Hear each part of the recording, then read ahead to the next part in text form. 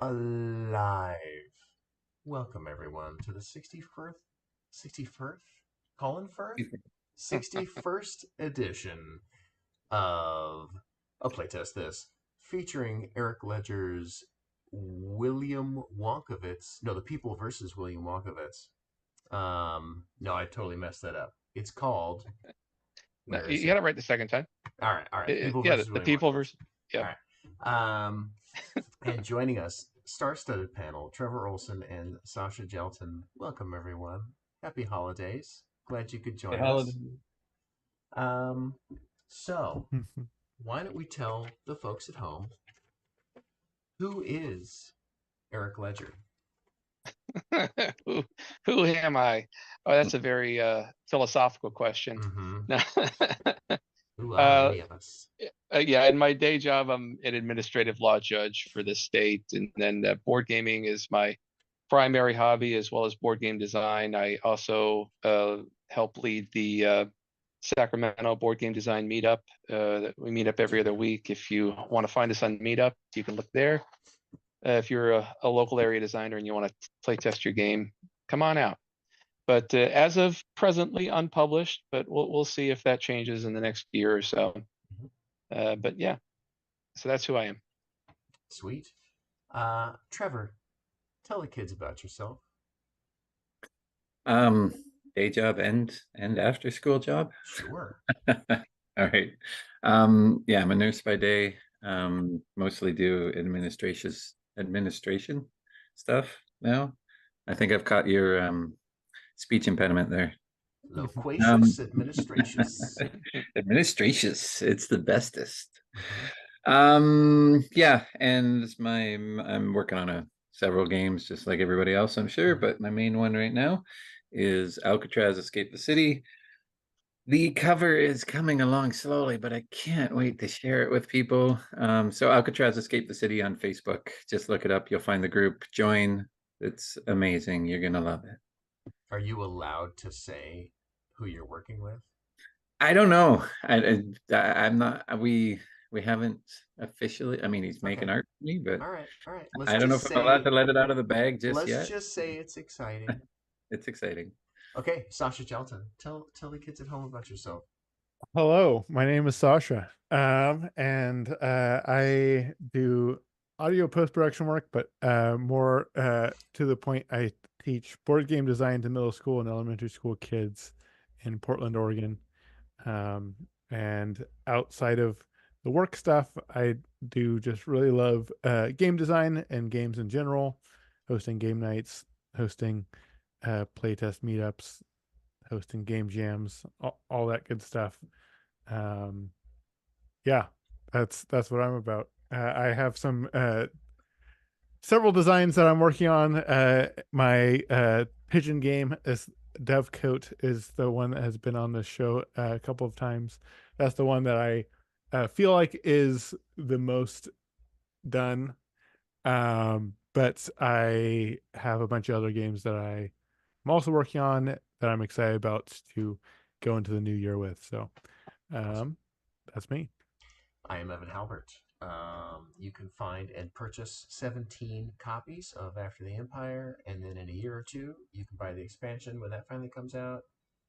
And in a year or two, you can buy one or two or three other games by me from other publishing companies. But that's a year or two away, so it's not yet. So save your money and then buy 17 copies when those come out. That's my recommendation. Welcome everybody. Thanks for coming on. So, with further ado, I welcome you to give us the teach. Okay. And before I give the teach, I'll give you the disclaimer Oh, please. that nothing with regards to this game is in any way licensed or connected to the Willy Wonka brand. I have designed this game as a fair use parody, and so that's that. And I've avoided, I believe, since I am a licensed attorney, I have looked at it with trademark aspect, and I think I've avoided a trademark infringement is all. Nice. But since it's not for profit anyway right now, who the hell cares? So here's what we're doing. So I have been an administrative law judge for 6.5 years now. Although I am going back to being an attorney pretty soon. I'm kind of excited about that. Oh, interesting. Yeah, it's something new. But anyway, Still whenever I've administrative law. still Yeah. administrative law. But the way I've told people that when you're doing a trial, what you want to do is connect the pieces of the puzzle and show the judge the picture that's on the front of the box. What you don't want to do is just dump all the pieces out and say, here, put them together for me. So what we're doing in this trial is obviously the famous chocolatier is going on trial for the various crimes that he committed against the children and the Oompa Loompas. And in order to win that trial, you're going to be looking at connecting the pieces of the puzzle to prove your case. And so you're going to have cards in that aspect. The game is a tile laying game. You're going to have cards, and you're going to be putting these cards out here on the board during the course of the game. I'm just going to randomly throw these down here just to show you what can happen and how things will score. So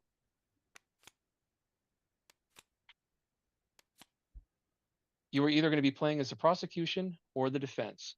The prosecution, this is a criminal trial. They're going to have a much higher burden of proof. They've got proof beyond a reasonable doubt. So if you're the prosecution, you've got to do multiple things. Number one, you'll see that there are 4 stages of the trial that are kind of 4 scoring areas: opening statements, state's case, defendant's case, and closing arguments. The prosecutor has to win 3 of the 4 of these. The defendant can win 1, but the prosecutor has to win 3 of the 4. And you'll notice a little golden ticket here. They have to win, of those 3, they have to win the state's case. If the prosecutor doesn't win that, then they're going to lose regardless. So they have to win 3 of the 4. One of those 3 has to be the state's case. And the last thing is the prosecutor has to have overall the highest score when you total everything up. And then we'll have a crime card here, which will also, I'll explain that in a minute. But the crime card will affect the overall score as well. So the prosecutor's got to win 3 of the 4. They have to win state's case, and they have to win overall score. If they fail any of that, then the defendant's going to win, and whoever is defending Mr. Wonka will get a lifetime supply of chocolate. Sorry, not Mr. Wonkovitz, not Mr. Wonka. I should be very clear about that. Obviously. Now, so the next question is, well, how do you score? So let's zoom in a little bit here, and I'll show you how we're scoring the game. The prosecutor is scoring matches they make on the 4 corners of the cards and on the 2 corners on the sides. So anytime you match different candies, you're going to score points. The peppermint candies are wild. Otherwise, you're looking at the numbers of the highest color. So for instance, right here, the prosecutor would get 3 points for basically 2 reds and a wild. Here, it could be 2 points of any of the 3. This is worth 2 points on the end. And this one right here is worth nothing right now. There's no matches. Not even, it's not worth 1 point? It's not even worth a point. You have to match at least 2 to get the score there. Okay. Defendant is looking to match the chocolates that are on the top and bottom of the card. So when you match them, you get a 2 chocolate set is worth 2 points. This 3 chocolate set is worth 3. This is worth nothing because they don't match. That's the basic, simple way of scoring.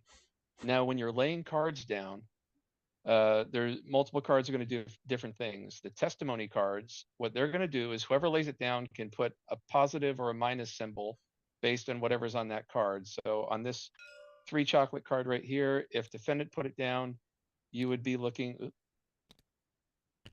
to put a positive 3 chocolate. Now, any of the 3 chocolate matches touching either the top or bottom of this row, all of these that have 3 chocolate matches are now worth 1 extra point. So this right here is now worth 4 points. The same would be, and these can change later on in the game. Maybe the prosecution comes along and says, no, I'm going to flip that positive over to a negative. So now it changes the scoring and everything's now worth minus a point. And it could stack. Whenever you see any of these modifiers for a candy or a chocolate, there's 3 of them in the deck. So you could stack 2 or 3 in the same area and completely mess up scoring depending on however you wish. So same goes for, I don't want to grab the bag. Thank you. So I could put a positive green candy here, and now let's say, and you can rotate cards as well. I'll explain that when I'm talking about card placement. Now this two green match is now worth 3 because of that modifier. So that's basically it, the card modifiers. And then there's other cards you'll play. You can, switch this with an adjacent card. So I can say move that one there and move that one there, or flip any orthogonally adjacent card over. It no longer counts towards score. So I could say, okay, that's a dead area now of the board. So the card effects will completely change how the trial board progresses as you go along. So, and when you're scoring the whole row down. So your defendant's going to be scoring the total value of these 5 matches. Then the prosecutor is scoring the total value of these. There's 1, 2, 3, 4 sets, and then the 2 on the end count as their own set. Yeah. So, and that's how you're scoring. A couple other things. So after you, so you can score the state's case first at the end. Prosecutor has to win that, and then you can total up the other 3 to make sure that they won 3 to 4. If they've gone that far, then the last thing we're going to do is look at the charged crime card. The charged crime card is going to, oh my, come on, there we go.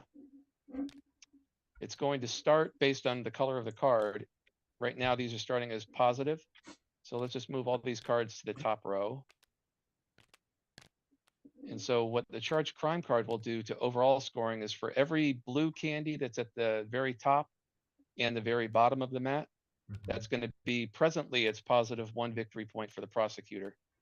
And the same goes for the 3 chocolate groups for defendant. So that would be a point for defendant. That would be a point for prosecutor. If you look at the top, there's a point for defendant, point for prosecutor. That's what the charged crime card will do. But again, there are multiple cards that will let you say flip it from positive to negative. So now the prosecutor is getting negative points off of the candies at the top and bottom, which can be important if the game is close. It's basically, if you're the defense, you've got 3 strategies to win. Your first strategy can be, I'm going to go after the state's case and just try to win this row and maybe ignore some other things. Other ways you can win are trying to win any 2 of the total areas and ignore the state's case, let the prosecutor have it. A third way to win is just start cramming a bunch of candies at the top and bottom and get this to negative at the end. Those are your basic sort of strategies. Last thing, let's talk card placement. You can play when it's your turn. You're going to do 3 things. Let me go ahead and put these out here. You're going to have 4 cards in your hand. There is a card that will increase your max hand size if you play that, but you start out with a 4 hand size. So on your turn, you're doing 3 things. You place a card, and you can play it in any available spot on the board where there isn't already a card. Then you activate the card's effect, and then you draw back up to your max hand size. You can either draw one of the 3 face-up cards, or if you don't like any of those, you can draw from the top of the deck. That is a basic turn procedure. On your turn, if you play a card and it really messes with your opponent, both of you on the flip of your prosecution and defense side, you've got objection sustained. Flip that over. Objection sustained. That means that becomes a dead card. It just goes off to discard, and then your opponent has to play a different card from their hand. It's one-time use only, but they're one of the powers of a couple of cards is you could reset that if it's been used. That's it. Those are all the rules. Any questions?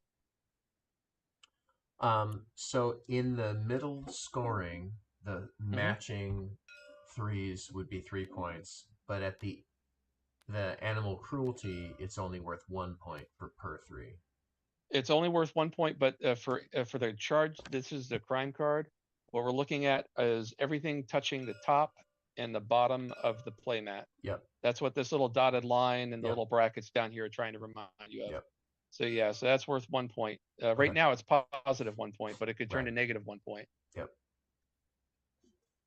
And this is just a tiebreaker, the animal cruelty card? That's going to affect the total score. So prosecutor's got to win the state's case, and then 2 of the other 3 lines, and they have to win total score. Okay. And so it does create, essentially from a design aspect, it creates an element of interest in what's touching the top and bottom of the board versus having no interest there. Mhm. And it gives And, an additional strategy toward victory for both, more for defendant, because if the prosecutor is winning the state's case and 2 others, most of the time they tend to be winning the total score. But sometimes it can be tight, and that can become an issue. and it's just blue, that candies Uh, that you're looking yeah, for. And Yeah, right now it's blue, Green. although, you know, wrong one. We'll draw a random one. It could be any various colored candy okay. and any various chocolate. And when do So- we draw that card? I'm sorry? When do we draw that card? Is it at the beginning? Yeah, at the beginning during setup. Yep. Okay. Let's see. Any other questions? Nope.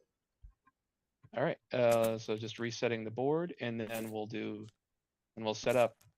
So right now, yeah, we can do 1 game 2-player, I guess, and then we can see if you want to do a 4-player one. I don't know. How do you want to do it? Sure, yeah. Let's have Sasha and Trevor play against each other. Okay. Oh no. Okay, but when do I get to play the holy hand grenade? The what? Exactly. The holy hand grenade. Oh, 3 shall be the count. ah. All right. So let's just draw one of these. Flip it. All right. So he's going to be charged with tax evasion. Obviously. Wait, who's the prosecutor? So the 2 of you have to decide who wants to be prosecutor, who wants to be defendant. I think if I defend you, you're going to jail. If prosecute you, you're probably getting off. You pick whatever one you want, Sasha, and I'll do the other one. Oh geez. I feel like I'll try prosecutor. All right. All right. All right. So you both start with 4 cards. And then I'll go ahead and give Sasha prosecutor card. There you go, Trevor. You're the defense. Is there how many Oh, different and there's 25, and prosecutor goes first because they have the burden of proof. how many different actions are there in the game? Let's see. There's 54 cards. 3 times what? 1, 2, 3. 24 of the 54 are going to be cards that will modify each of the types of candies. There's 3 cards, and then let's see, that leaves 30 cards left. There's probably about 10, or I think there's about 11 different actions for the other ones. The other cards that are out there, they let you either flip. You can flip the charged crime card from positive to negative for one of them. You can flip another candy counter out there that's on a different card to its opposite side, whether it's positive or negative. You can change places with cards. You can discard cards. There's a couple of them will let you play a second card out of your hand. A couple of them will let you lock cards so that they can't be messed with. So Okay. Can Can I? kinda- You can look at my hand, right? I don't think. Let me see. Can I? Well, if you switch yourself to game master, if you change your color to, Oh, okay. To you should black. be able to. The I'm just center wondering black if button. there's an action on this card, or if this one, this one here, or if I'm There we go. Okay. Which card? this, yeah, the one furthest to the right here. Okay. So yeah, that will let you change the value of any candy matches that you make with the two chocolate candies. And then I'll go ahead and change. Meaning it would be positive or negative. Yeah, let me change Evan so that he's also game master. Okay. I was way- just gonna watch the board develop, but Oh, there. That's okay. If you want to see what's in There you go. You're game master as well now. Sweet. So, So this should be there should be a market. yeah, there should be a market. Got it. There we go. You're gonna Sweet. kill me, Sasha. I don't know. We'll see. So I'm candies, he's chocolates, right? That's right. Okay. So the whole struggle is make your matches while disrupting your opponents. Um,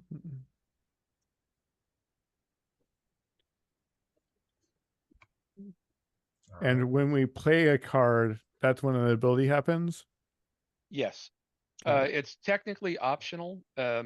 So if you have a card that says, you know, switch with an adjacent card, flip the card over, but you don't want to do it, you don't have to do it. And I can play anywhere. Any open slot. Yeah, Got it.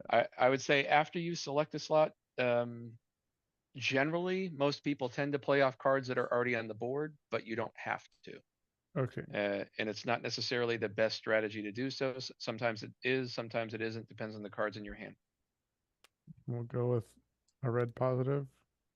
Okay. Yeah. Actually, let me draw it out of the bag. There you go. Oh, sorry. That's fine.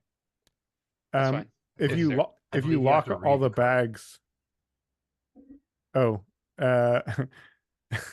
Wait, what happened? He was just saying that I'm supposed to read the cards. Yes. Out loud. Oh. Just As for we my- toured the factory, each ride had 2 fewer seats. Coincidence? I think not.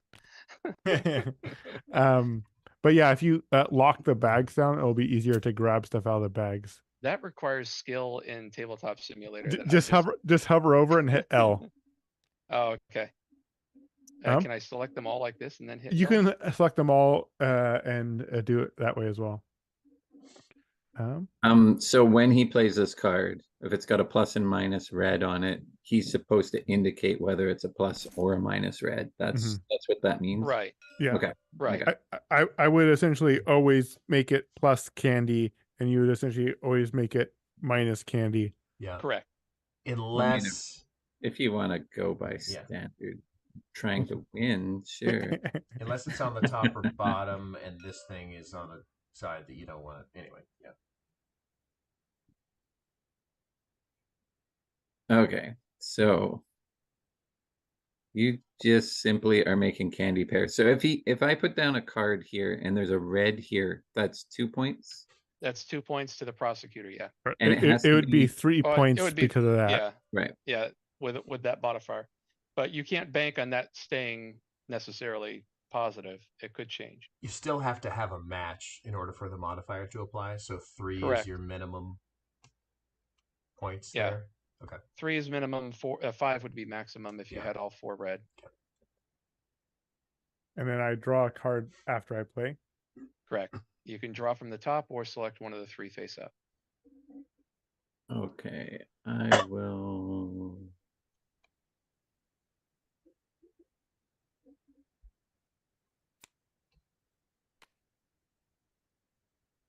And I have to lay the card as it is, obviously. No, you can rotate it. It can be front ways, back ways, either way. Sideways? Oh, okay. Not Up not to the sideways. No, not sideways. This is not the movie. Wang's a doozle. Okay. What movie? Exactly. Yeah, what movie? What are you talking about? I don't know what you're talking about. Exactly. Okay, so I can put this here. Yep. And I can put a minus on it. Yes, you can. They cancel each other out. Bang bang. Wow. At least in this row. But this affects the entire. So this minus right here will affect the entire scoring along the green row and the yellow row. Yeah. Yeah, and mine was Yeah. like, Oh. Yep. Trevor, you forgot the most important part of your turn. Oh, I'm sorry. Spies. Move your hand. I can't read it. Oh, sorry. He locked the factory doors to keep us working around the clock. Definitely not talking about who you think we're talking about. janitor? And then Yeah, you the get to draw back- janitor. The jaded. Trevor, you get to draw back up. Okay, so you play one and you draw back up to Yep. 4. Okay. Draw back up to 4, unless And you, you've and yeah, you unless- pull from the market. Okay. I see yeah, what you know, from the market or from the top of the deck. okay. I don't know. Let's do. Let's just take this one. Good enough. Okay, my turn. So I play this here. Okay. This is removed. Yep, you just remove it out of play. Okay.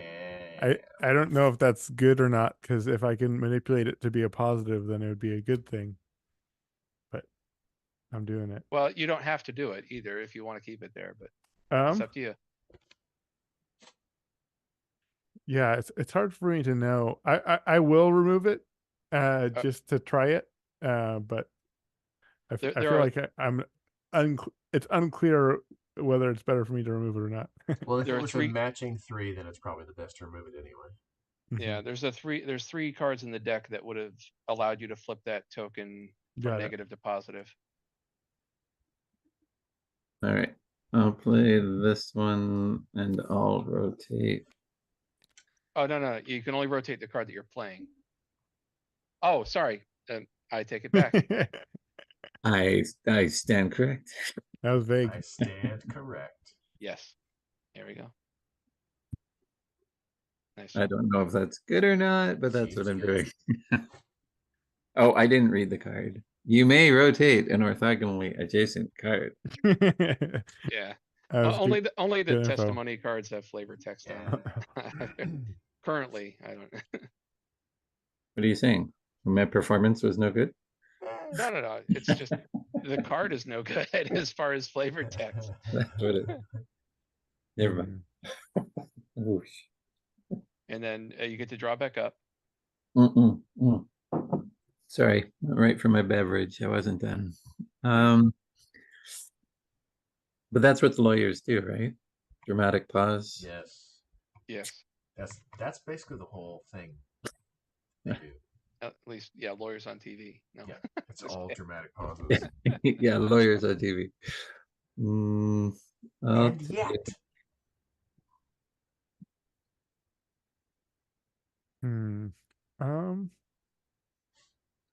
I think I will take this one.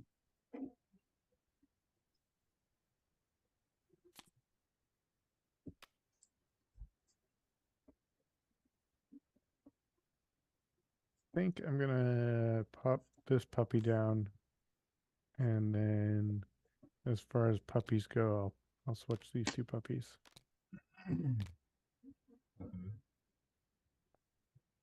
Well, that doesn't work for me.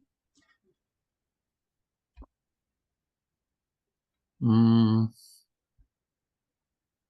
draw a card. I believe you do have to call out objection, lack of foundation.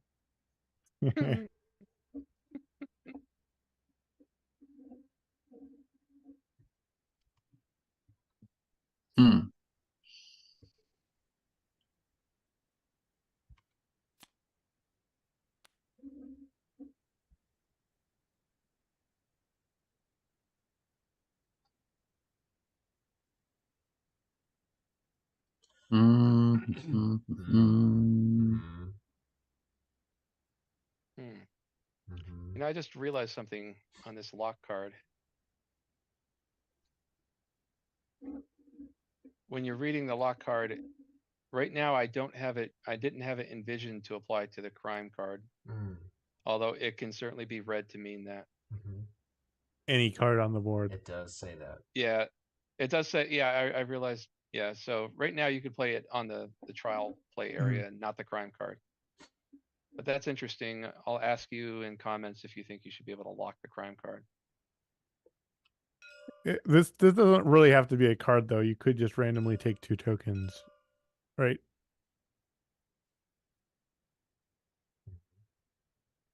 Well, you can't randomly take tokens from Unless all the tokens are together in one deck. Well, this is during setup, so like, Yeah. Oh yeah, Yeah. you could just grab all of them. okay. There's So not that plus many. or minus 2 VP for any color group in this row without any match.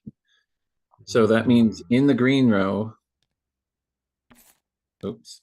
So in the green row, it would be minus 2 VP for any color that doesn't have a match, and in the yellows as well. Yeah, so right now in this row right now, this does not have a match right here. That would be -2. That's got a match. That's got a match with a wild. So Okay. it's less common for the prosecutor not to have at least one match on the 4 candy groups. Hmm. It's easier for the prosecutor to not have a match on the ends.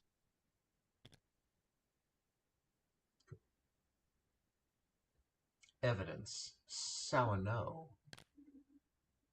Okay. That's I forgot how he pronounced it. But you got to read it backwards. Oh. And this is just my objection is just a nullify card that says you're not doing that. Yeah, you could do objections, yeah. It forces your opponent to discard and remove the card they just played and play a different card from their hand. Okay. Hmm. Sound like there's construction going on upstairs. Don't know what's happening. Let's go.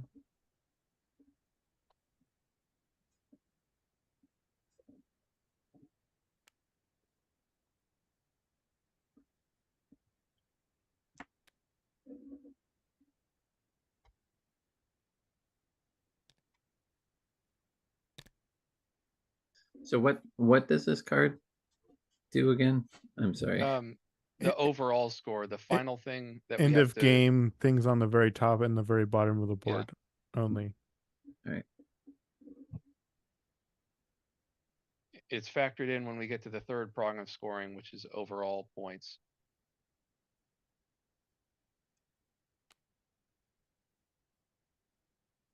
Forgot to read your testimony. I'm upset. All right. -1 VP for any unmatched chocolate. I mean, you probably went plus, Oh. right? Oops. Because I your thought that was for chocolates. you. I thought that was. I was looking at the peppermint in the corner for some reason. Never mind. It's just mulligan that. It's like my cousin Vinny over here. I don't know what I'm doing.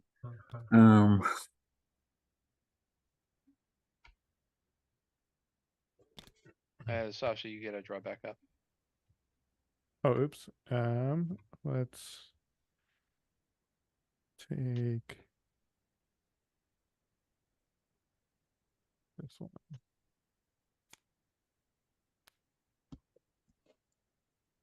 Hmm.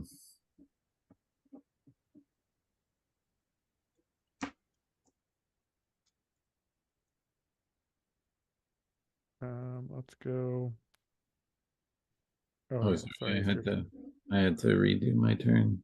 I mulliganed. Place a lock token on any card on the board. It cannot be modified. Lock it down. Lock it down.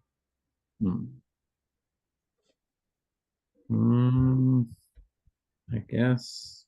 Where's my lock token? There. So does that mean you cannot modify anything on it? Yeah, in other words, it can't be changed anymore. Nothing about it. Okay. Nothing about it. Can't be rotated. Can't be nothing. That card is locked. Okay. Okay.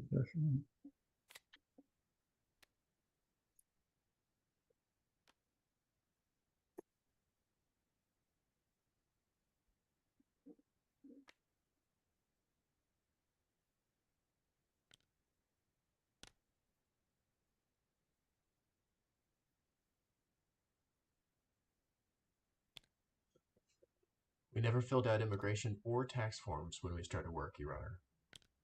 Oh, yeah. I got it. I'm on it. Thank you. And can you read back, stenographer, can you read back the prior testimony? It was a riot. People were climbing over each other to buy chocolate bars. The court recorder. Probably not called stenographers. I don't know.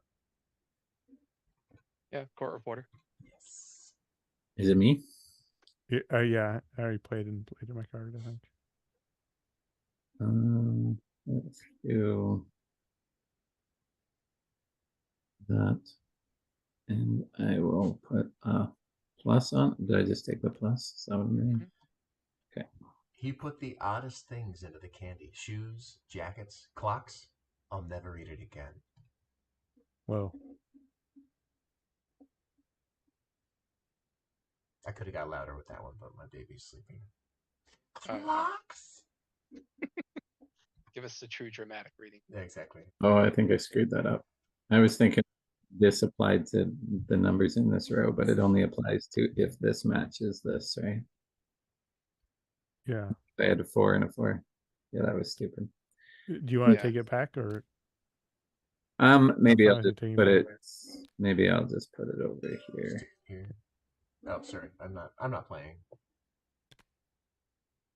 I'm not playing. Idiot. Sure, we can put it there too. Oh, I gotta take a card. I'll take this one. I was drowning in a chocolate river, and he just stood there and watched. Oh, wait. Wait. Wait. I need to think about this. Oh, Um. I rescind my Okay. testimony. Thank you. Strike that from the record. Strike Your the finger left it. No, I'm just kidding. Your Honor. So this one here, this peppermint, it can apply to the blue or the green, but not the red. It's got to be one that's. No, it can apply to any of the four in that group. Oh, okay. And then, and I didn't tell this, but if there's 2 of each, like if there is 2 green and 2 blue, then you score the higher of the 2, depending on whatever modifiers are out there. So if it's evenly split 2-2, then yeah. Okay. The prosecutor's allowed to score whatever the highest match is, but only the highest match. You don't get 2 points for. You don't get 4 points for having 2 different matches. So something that's not totally clear. I think I know what the answer is, but can a locked card be removed? No, it's locked. Okay. But I'm not modifying it. I'm removing it. No, it's locked. I don't know. What card is ambiguous as to that? The flip any token? No, just removing a. Oh, no, it's, once it's locked, it cannot be touched. Got it.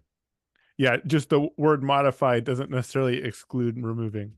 All right, that's a fair point. Yeah.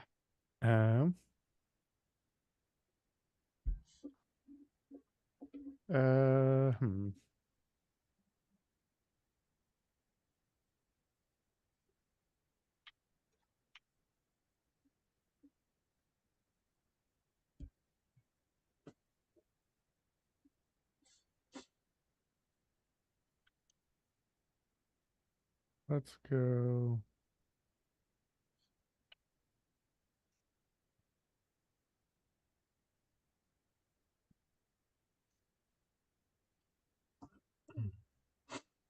Oh man. Yeah, trying to figure out orientations. How do you flip these ones? There's a card that specifically says you can flip a token on the charged crime card. Okay. There's, I believe, 3 of them in the deck. Go.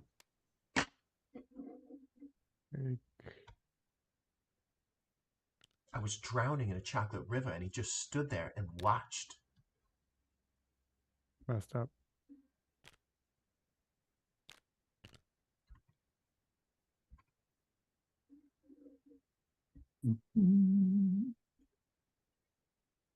Draw.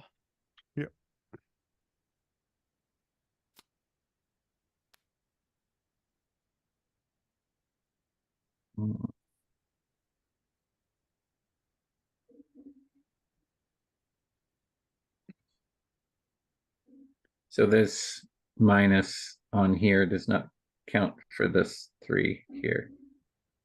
For points across the top on the perimeter. No, it's yeah, that's just a charge prime card. It's only for matches. Correct.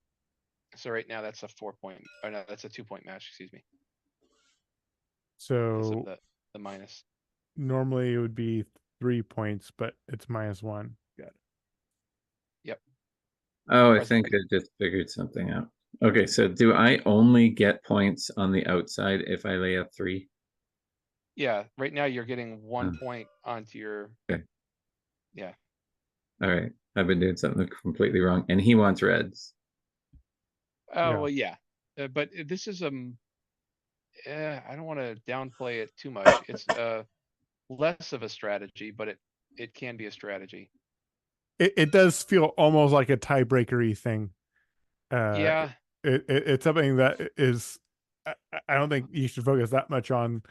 If I Looking at get all the other things, then it Yeah, probably doesn't matter. there's one card in here. Hold on a second. I've got child endangerment at 2 victory points because it involves I don't know, a more serious crime. But it plays better at 2 victory points than at 1, and I think I'm going to change it. Mm. Because it gives it a little bit more oomph than the 1 victory point presently does. Oh, so if you score the most on the perimeter, you're going to get 1 victory point. There's no other scoring on the perimeter for that. 1 per. No. 1 per for every one that's there. 1 per 3 chocolate for me in this case. So this 4 Right. chocolate is useless to me in that position. Correct. Okay, got it. Getting there. Mhm. Is there anybody in the comments, Evan? Sam stopped by briefly. Yeah. And Sam. it's me and Sasha. What does the objection do again? Yeah. Or objection sustained? When your opponent plays a card, you can have that card removed from play, and they have to play a different card from their hand. Got it. Whose turn is it? It's mine. Okay.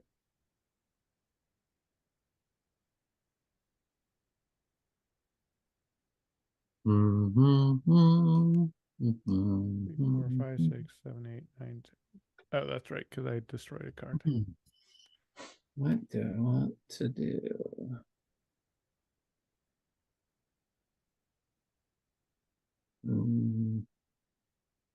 Not really that.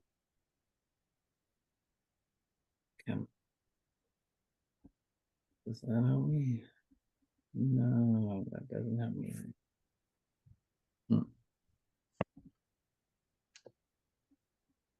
I guess I could do. Let's try this. Not very well.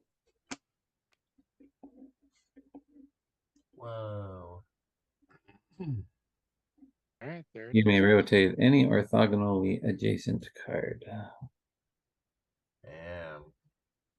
That is a compound objection, my friend.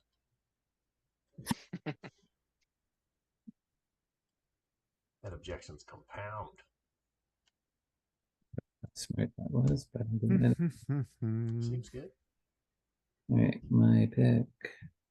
Except for the matching of the candies, I guess.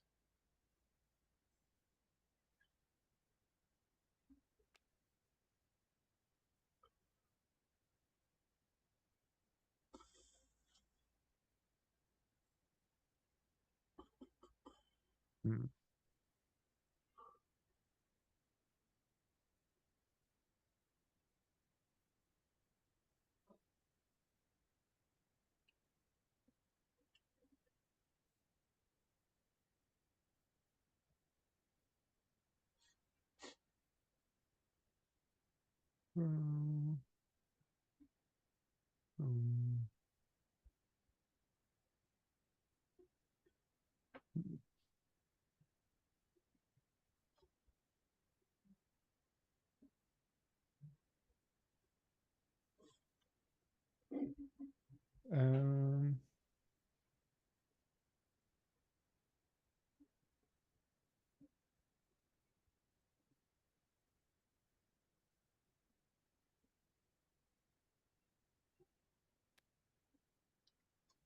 William Wonkovitz. You can't trust him. He's only got 3 fingers.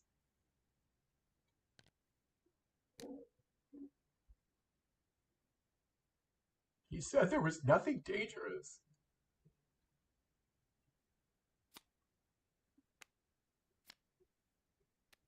Mm-hmm.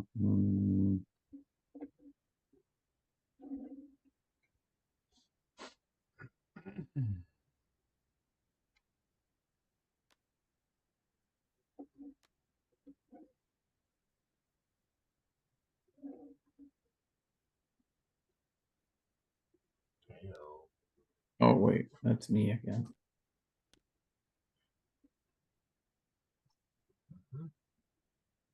Evidence.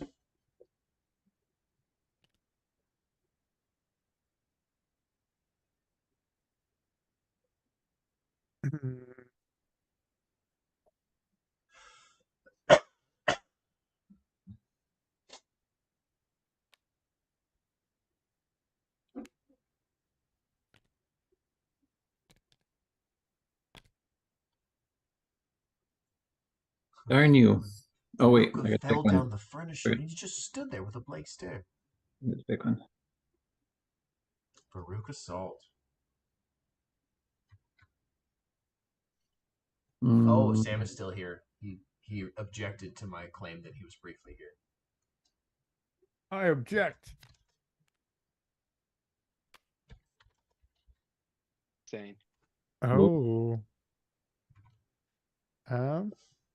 The record will reflect that Sam is still here. Let the record You, show. you may continue, counsel. Exactly.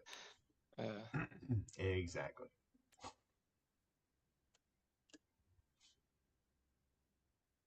Sam was, in fact, present for the proceedings. mm, mm, mm, mm, mm.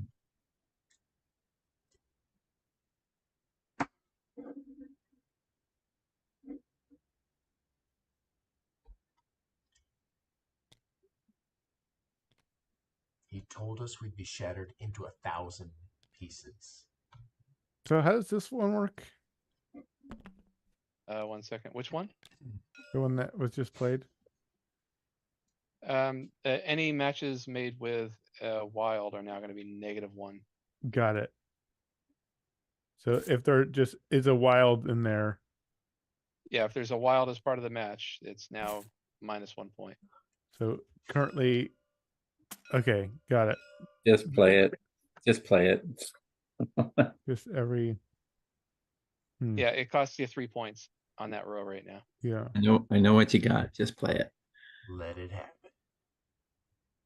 I'm gonna object. Oh. All right, so flip that card over. This card's dead. So he got a new card. Can he play the new card? Or No, just hold on to that for a second. He's got to play one of the other 3 out of his hand. got it. Mm.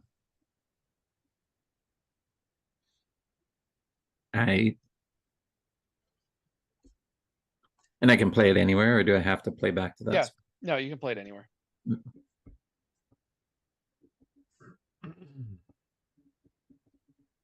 Mm-hmm.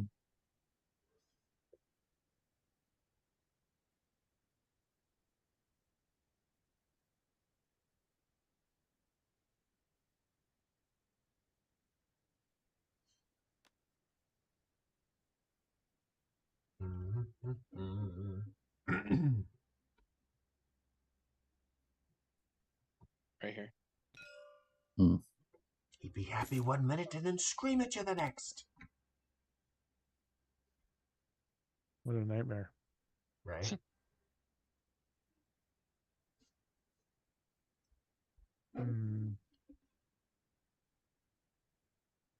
Now I can take it. Yeah, And do I take one more as well now? yeah, you take one more. Oh, he draws 2 cards. Well, because yeah, you It get to makes draw back your sense. hand limit. Yeah. Mm,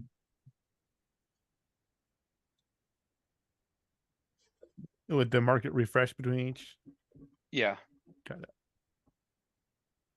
I was about to say, if you don't take the golden ticket. What did it do? No, you didn't read it? Too bad. Hey, yeah, it lets them play a second card. Oh.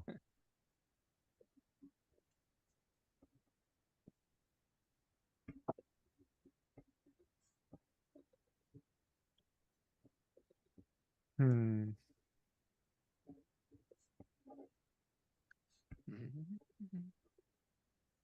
Sorry. That's weird. So this should be this, right? Yeah, it should be that. Thank you.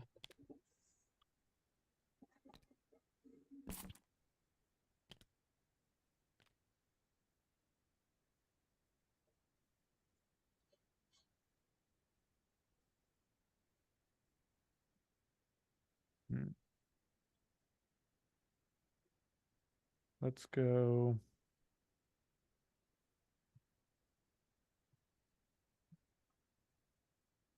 We play until we're full. Yep. Once it's full, that's the end.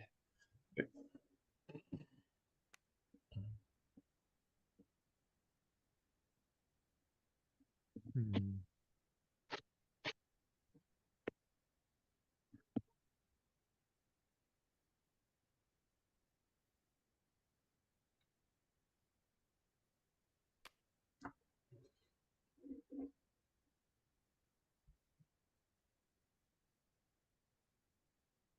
Now, if I object to that, does that Then get that card and he does not get to reset?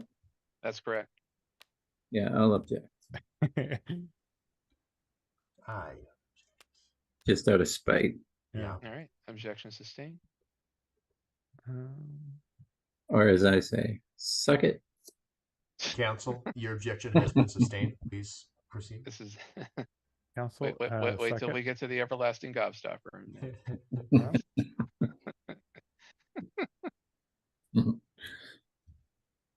Let's go.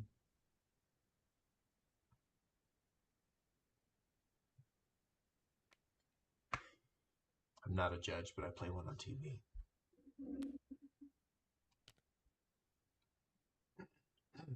Oh. Improper character evidence. So Rude. again, for his scoring, the chocolate score based on Whatever. the number of chocolates that are there, or Right. So he can score 2, 3, or 4 points if he makes a match of 2, 3, or 4 chocolates. got it. So 4 chocolates are the better things. Like Yes. all of my things are equal, essentially. His things have different values. Correct? Yes. Got it. Yeah. Okay. Huh?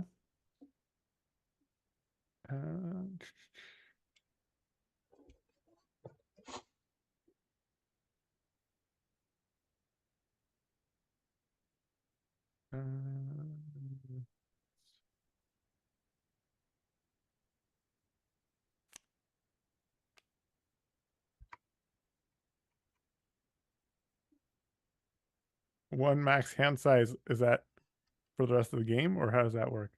Yeah. Your hand size goes to 5 instead of 4. That's pretty cool. All right, reset my card.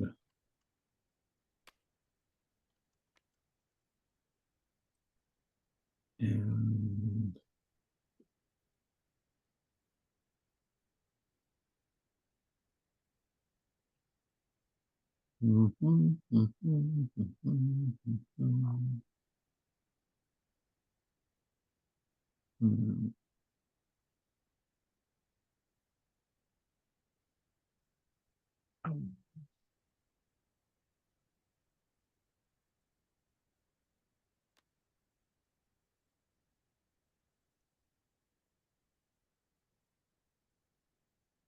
1, 2, 1, 2.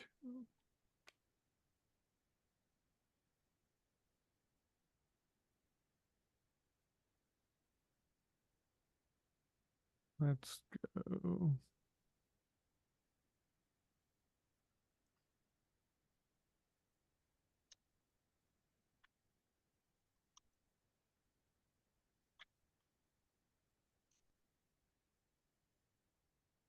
It's AP versus AP, folks. Yeah.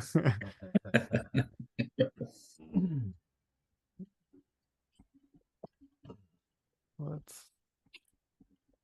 It'll be a lot worse once I fully understand what I'm doing. Go like that. And then with the draw 2 cards from the top of the deck. Okay. Yeah. So do I draw these 2 cards first? And Yeah, then draw those 2, then keep 1, and then then draw a 5th one because your hand size is Got now it. 5. okay. One of the 2 you draw is gonna get discarded. Yeah.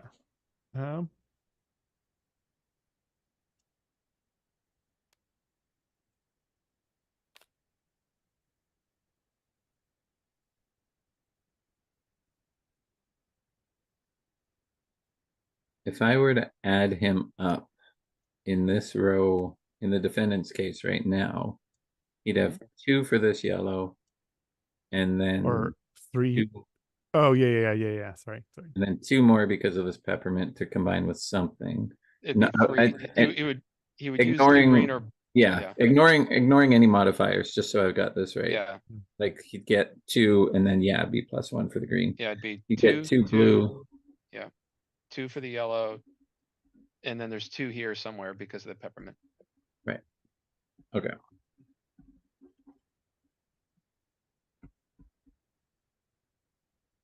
This is fixed, I tell you.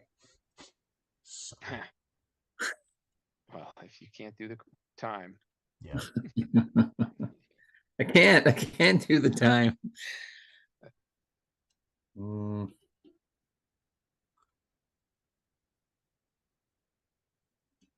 Let's do, yeah. I've pooched this up pretty badly.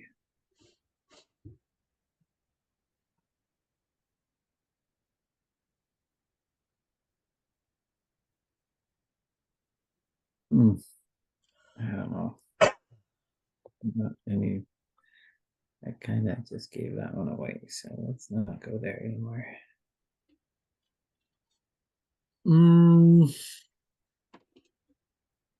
Yeah, all right. Let's do this.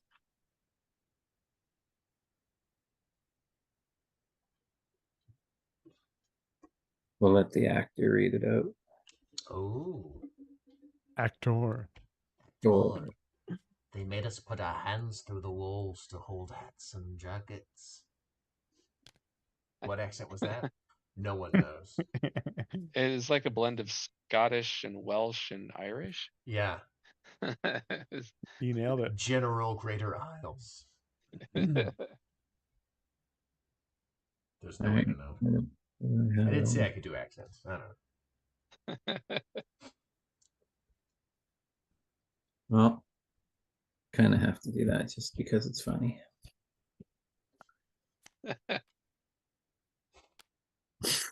For no other reason.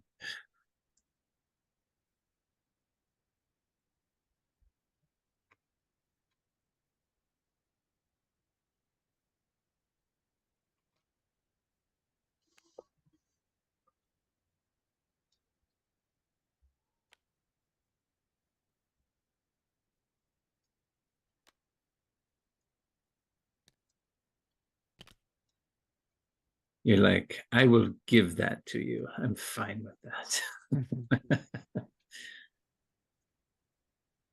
I mean, it's the defendant's case. What have you?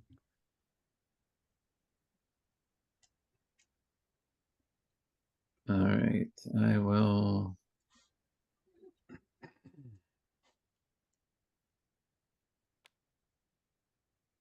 Play that and that.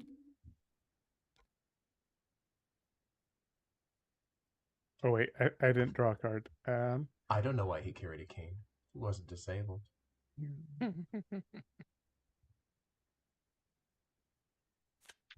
Probably because no, I'm not gonna.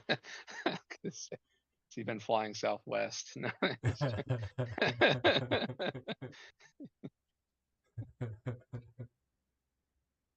I've very recently seen some people get cured at 32,000 feet Oh, really? after boarding early with the disabled folks. Yeah. It's a very sad time. You know, any system, you're always going to have somebody that's trying to take advantage of it. That's true.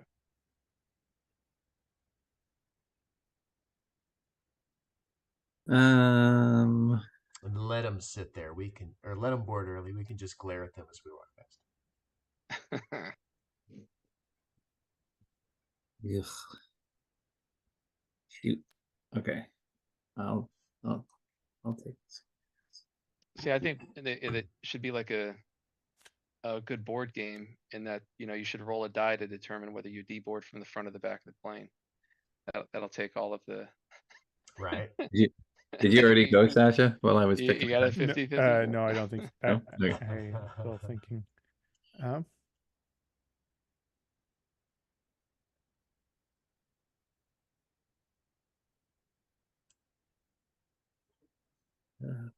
It's not great.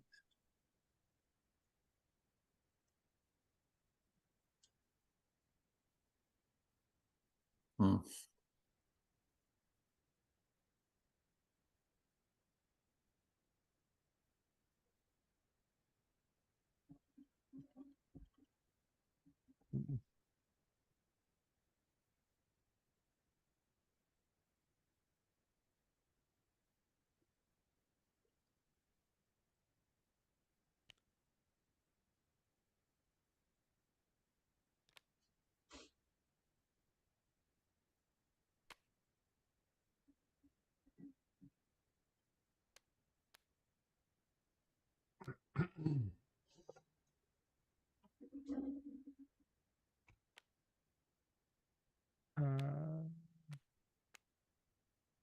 Shoot.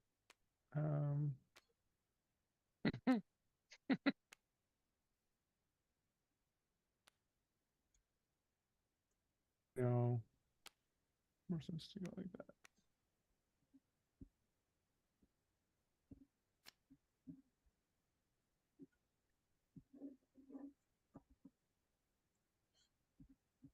My turn? Yep. Okay. I will do this one.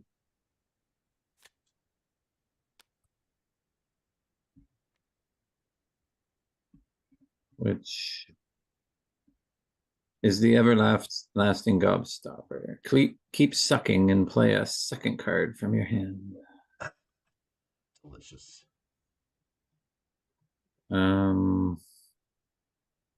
That's a harsh call out on your gameplay, though.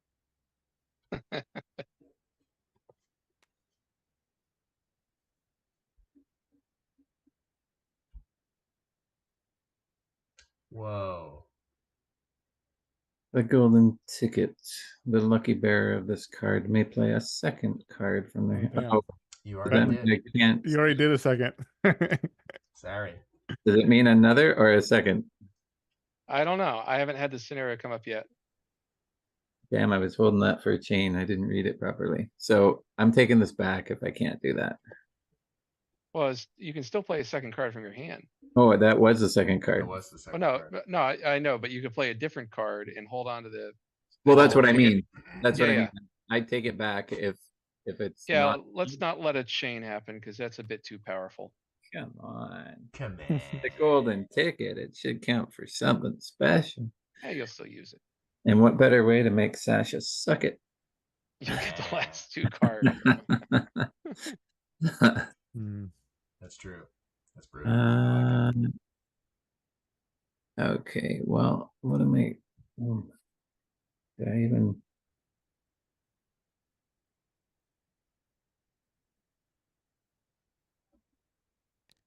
Good.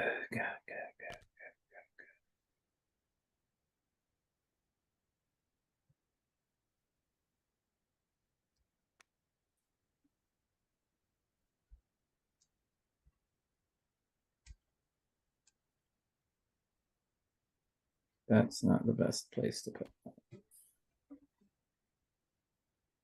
Do I even have a chance down here? I kind of do. That's a. Oh, it's not great either spot. So good. Never mind. Let's do that, and we'll do. What is it? -2. So just 2 of these. Yeah, gotcha. Oops. It's all right.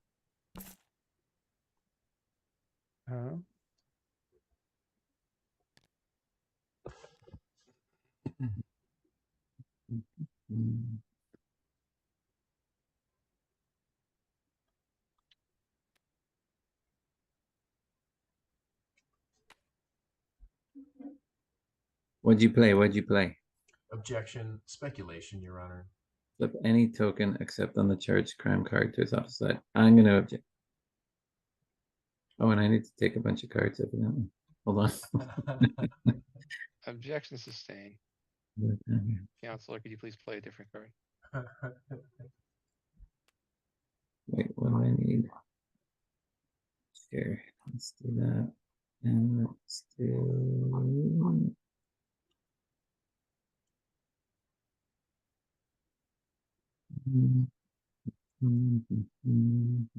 Sure. Oops. Oh, tricky.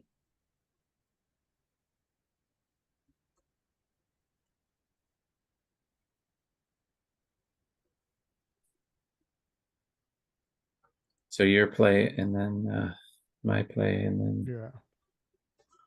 your play. Well, I assume that you're gonna golden ticket, but maybe not. Yeah, how do you know I have that? I mean, he's got it. Mhm. The golden ticket. I'll get you taken down from YouTube for humming it. Too many bars of it. Yeah. I would just get demonetized. You don't get removed. Oh, okay. Yeah. Still. I don't get any money for this. So it's not a problem. Okay. That 10 cents a month Well, in isn't. that case, let me start with. No, I don't have enough viewership to get any money. They're like, not a concern. Don't even worry about it. Not a concern. Well, maybe one day. You know? Hopes, dreams. Right? Then they can retroactively demonetize that one. There you go. Yeah. That'll be good.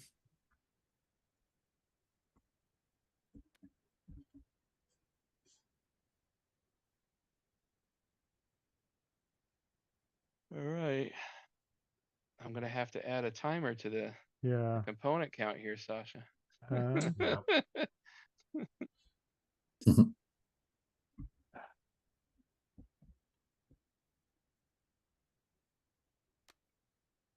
I think that makes more sense.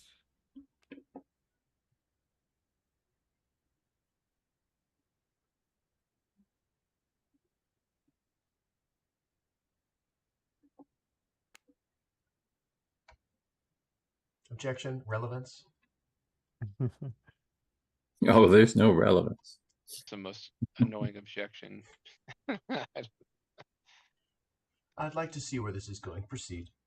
Every once in a great while, but really. All right. Do you have your objection? You've got the You like to- golden No, ticket. No, whenever you got rid of my thing. I got my objection back. All right. whenever I coach mock trial, I always say that's a good objection to just throw out there if you want to, like, Slow things down. disrupt the cadence of your opponent in mock Yeah. trial. Yeah. Objection, relevance. It's the murder weapon. what do you? Your Honor. Oh, I'll withdraw. I'll withdraw. To be a dick. It's just, yeah, it's like, okay. I love it. Okay, now these cards in our hand don't matter, right? Yeah, the lock card doesn't matter anymore because it's the last card you played. Everything's locked in position as it is. And the 2 cards left Oh, in my shoot. hand are useless. All right. I need to So, draw. yeah, that's it. So now we're on to scoring. So we can Right. start with this state's case, which I think Sasha comfortably won. 0, scoring for defendant first, 0. What do you mean? I then- matched one whole hold on. chocolate thing. I know, I'm 0, 0, 0, 0.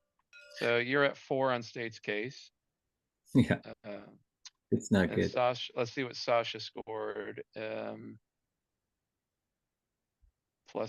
then +1 for any unmatched chocolate in that row. So my apologies. 1, 2, 3, 4. You're actually at 8. Bam, I bam. still don't think it's worth half of what he got.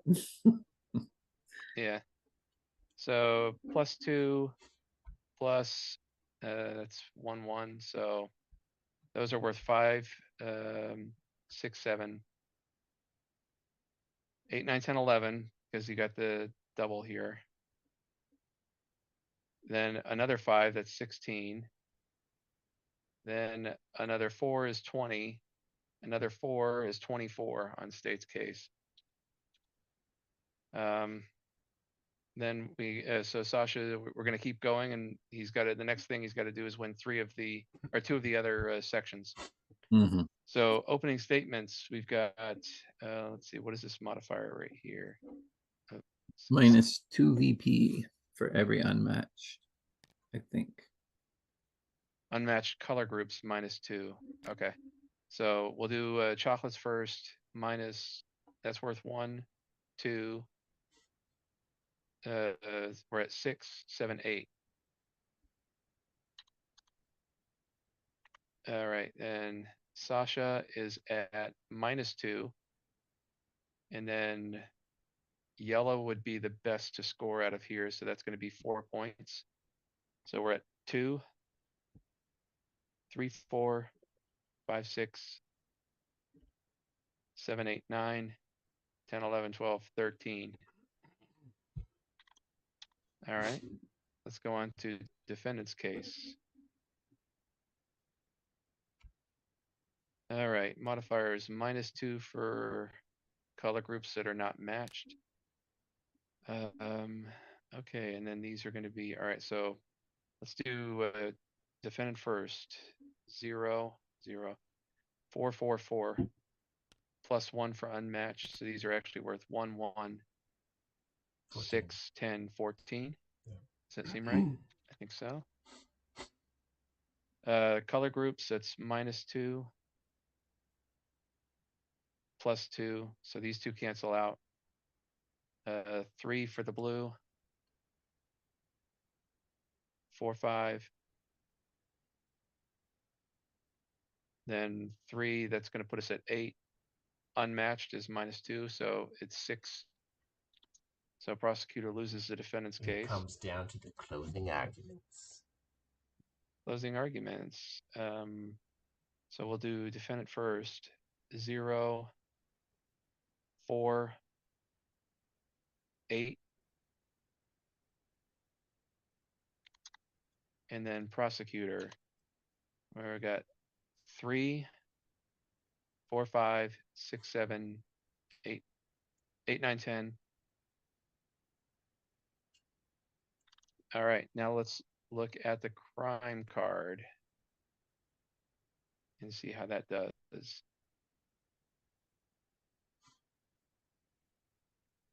So +1 for all the reds. 1, 2, 3, 4, 5, 6.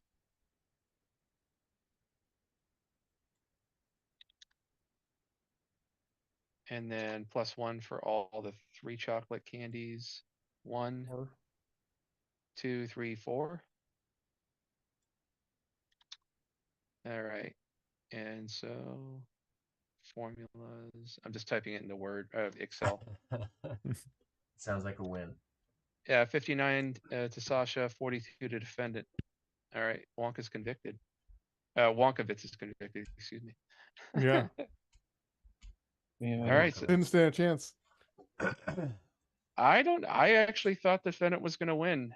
Yeah. I really should have flipped this rather than flip that. I wasn't thinking about how closing arguments was the closest one. I was felt more confident about opening statements. I didn't need to flip that one. Yeah. It was just like I was just thinking 3-point matches are better than 2-point matches, which is Yeah, why I I did got it. nervous because I thought you were focusing on State's case and ignoring what was happening down in the lower end of the board. Mm. And then, yeah, Yeah, no, I had like a couple of disruption cards that I was saving till the end. Him having the double 2-play cards definitely caught me off guard a little bit. I knew he had one, but I didn't know that he had two. Because yeah, yeah, that's pretty strong, Yeah. yeah. especially Well, at the yeah. end of the game. All right. Do we want to do comments? Yeah, let's do feedback. Sasha, Alright. Trevor. You want to go first, Sasha, or do you like to bounce off? I do like to bounce, but if that doesn't mean I I like always to have to be bounce the one. too, but I'm doing the bounce right now. You bounce. I bounce off of you more than you bounce off of me, so I'll take this. I'll go first this time. all right. Okay.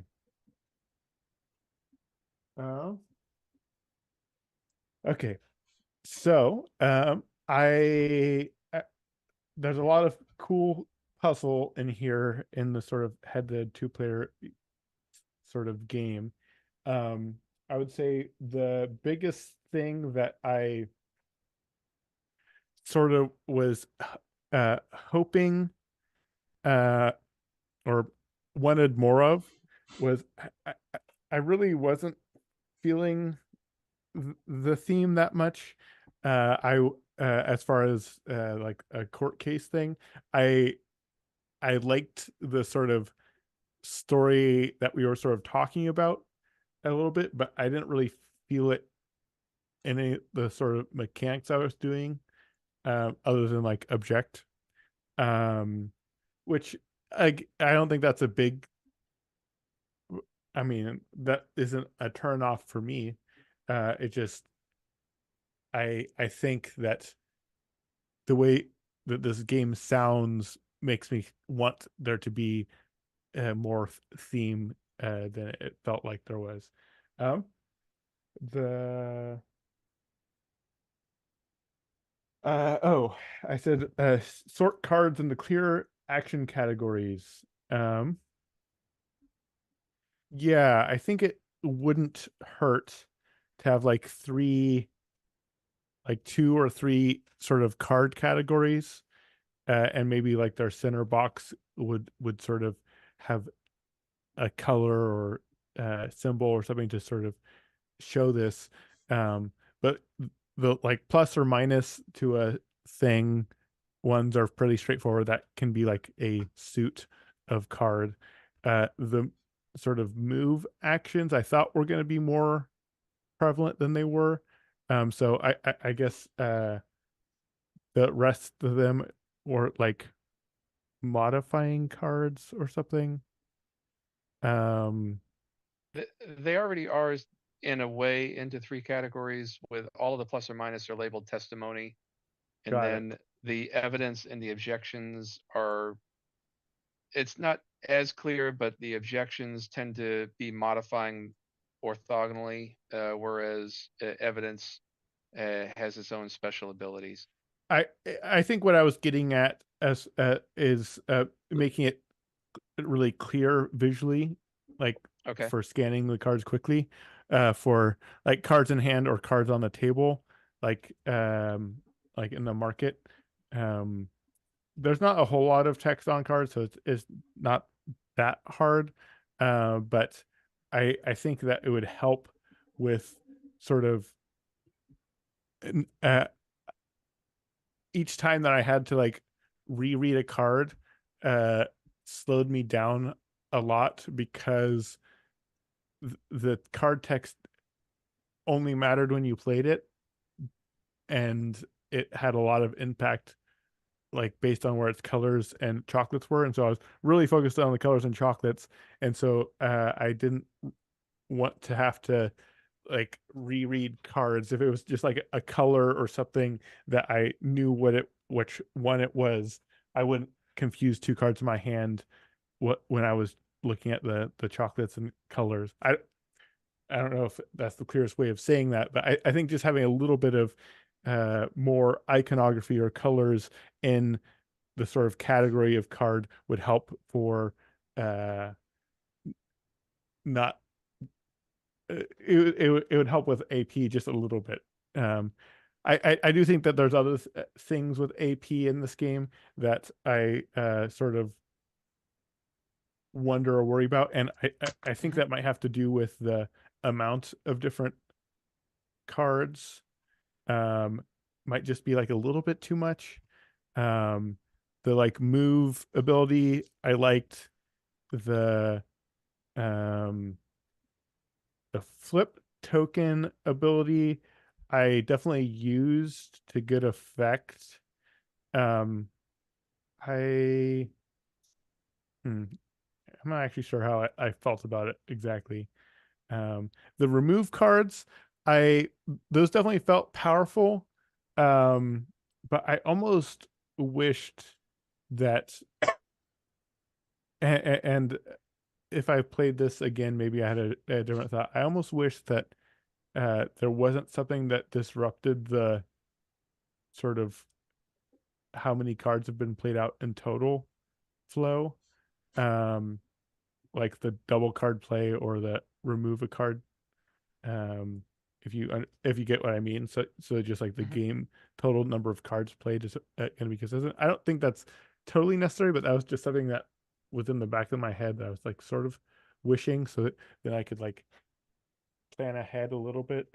Like the removal, like having ways to get cards out of a position or something, or modify them in some way is definitely nice, but the remove from the board just felt like I would have been fine if it was just like a move it somewhere else kind of card or something, and it would maybe reduce the number variety of different card abilities.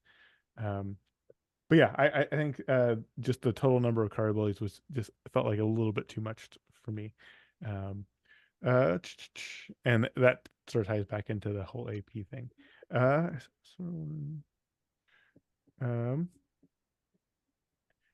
is getting down to the end of my list. Let me just see if I can remember something really quick.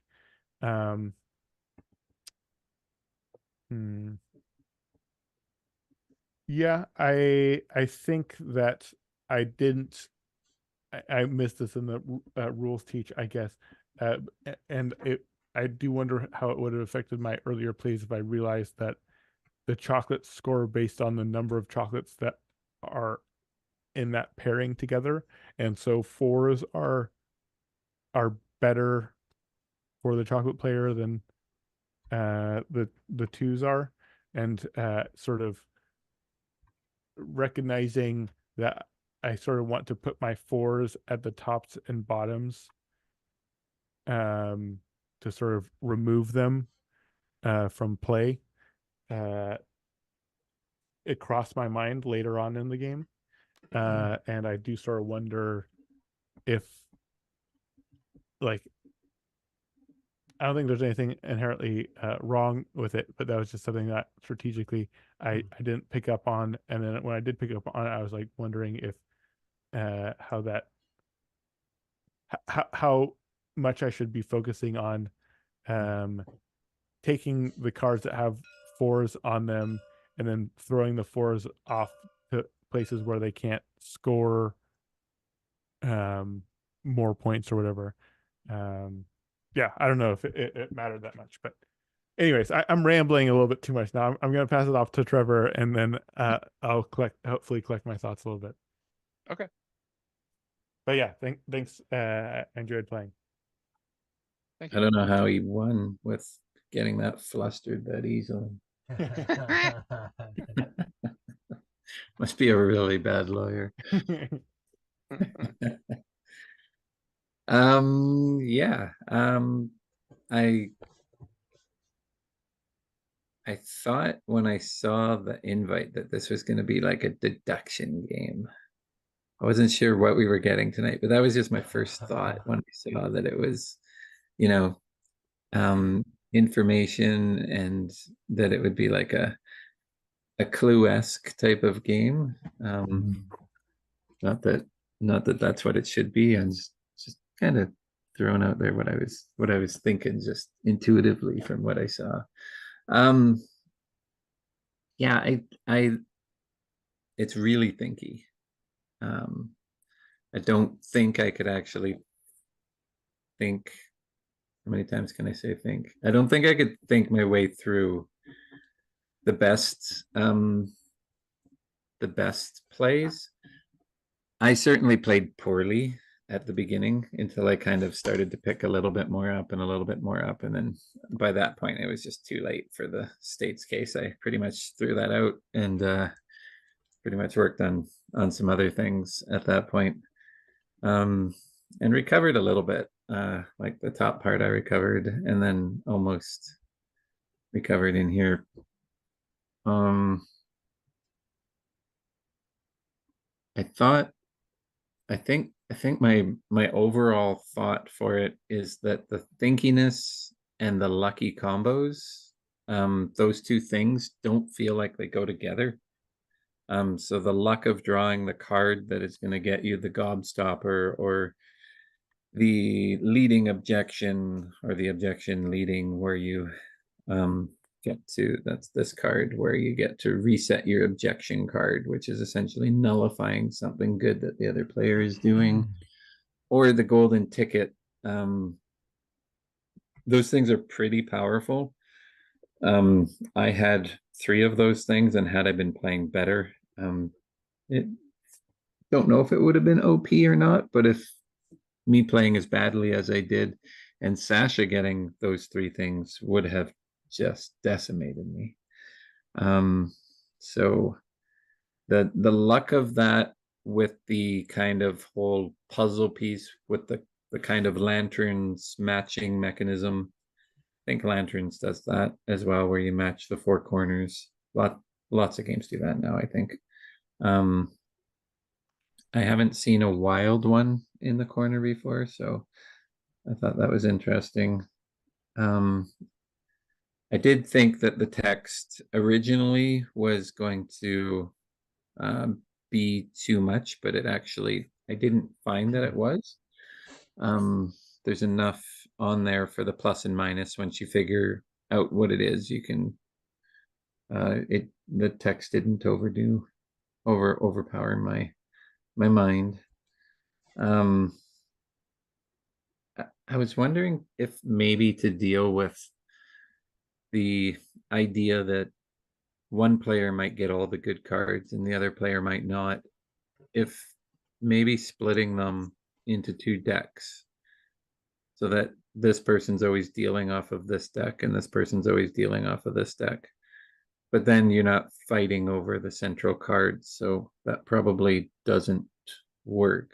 But I was trying to think of some way of just mitigating that luck. I guess the proper feedback is I felt like it was too lucky in what you were going to get on the cards. And I was trying to think of a way that would mitigate that. I do agree that with Sasha that the theme felt, it was kind of a pasted on theme, but like him, I don't care. It was fine. I think I've said this before, but I don't feel like I'm tiling a royal bathroom when I play Azul, but I really like playing Azul. That could be all about collecting flowers or whatever. Like, it could be anything. The funny part of that, and I agree with that comment. I mean, I actually started with the theme though. I didn't start with the mechanics and then come up with a theme to put on it. I started with the theme of that I wanted to put Willy Wonka on trial, and then from there I tried multiple versions of Wonkovitz. Yeah, I tried multiple versions of making it more of almost a LARP game, and I just didn't like the direction it was going. And then one day it snapped to me that the idea of making it the puzzle connections, which is how I teach people to do trials. And then, yeah, so I agree with the comment that it does feel a little, you could paste multiple themes on this game and it would still be the same mechanics. But I did start with a theme and Yeah. in developing what is a semi-abstract game. I think the challenge there is that people might not make the connection. I certainly didn't, even after being told the second time I am reminded of it, but I didn't make the connection that we were putting pieces of evidence together to make the strongest case. I'm just matching candies. So if they were actually evidence instead of candies, then I might more bring that together. But of course that doesn't go with the theme of what we're doing as far as the candies and the chocolate. So yeah, like I said, to me it doesn't matter. If I like the game, the theme, as long as there's nothing like really offensive to like, oh, this is a theme about this, but that does not fit. Why is that in there? And once in a while, once in a blue moon, I get that with a game, but usually for me, gameplay rules over everything, and how it looks on the table is what I care about. I'm very visual. But yeah, it really, what this one boils down to me is the thinky versus the lucky. This is very, I wouldn't say it's chess, but it's very chess-like in the thinkiness, to some degree. You're putting stuff down, you're modifying it. It can be remodified. You've got 4 cards in your hand. When should you play them? When should I play the double card? Ooh, I know he might have this. He might also object. There's very many moves ahead that you can think in just playing 1 card. And then to have the luck come out on you just because you're like, oh, he got that card's out. He's obviously taking that card. And there were cards that came out that were it was obvious I was taking that card. And I think he got the first one that reset his objection, and I was like, oh crap, he's already beaten me. But then I got the next 3. So I would say the luck was probably more on my side. I just played really poorly in not, just not grasping the mechanics as quickly as that. But that said, I still had fun. It's still interesting. It's still pretty clear on how to match. I really like how you did the graphics and you did the duality on the cards. That's really interesting to me. How you've got both scoring, but one doesn't depend on the other. But of course, you both have to lay cards that may or may not match up. I'm obviously matching a lot more of his than he's matching a lot more of mine.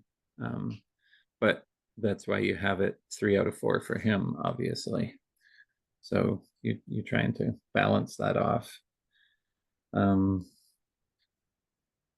Yeah, that was my thoughts.